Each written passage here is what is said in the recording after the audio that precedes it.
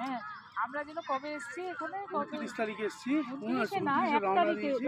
1 তারিখে আমরা এসেছি এখানে। 1 তারিখে সিমলা, তারপরে মানালি, তারপরে ধর্মশালা, তারপরে ডালহৌসি। বর্তমানে আমরা খাজিয়ারে আছি। আমরা nature view tour and travels by Pallab Patra, ওনার ট্যুরেই আমরা এসেছি। এই ট্যুরে ইটিনারিতে যা লেখা ছিল এবং উনি যা সহযোগিতা করেছেন তা বলবার ভাষা নেই।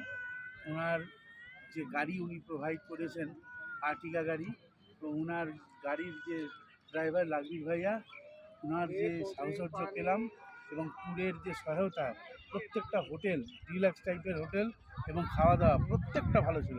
এতটাই ভালো ছিল যে আমরা অতিরিক্ত খুশি হয়েছি এবং আশা করব যে ওনার এই নেচার ভিউ ট্যুর অ্যান্ড ট্রাভেলসটা আরও নাম হোক, আরও সমৃদ্ধি হোক এবং ভবিষ্যতেও আরও আমরা ট্যুর করলে ওনার সাথে তো আসবোই, নেক্সট ট্যুরে তো অবশ্যই আসবো। এবং আপনাদেরকেও বলবো যে যারা আগ্রহী একবার ট্রাই করে দেখতেই পারেন পল্লব পাত্রের নেচার ভিউ ট্যুর অ্যান্ড ট্রাভেলসটা, খুব ভালো লাগবে।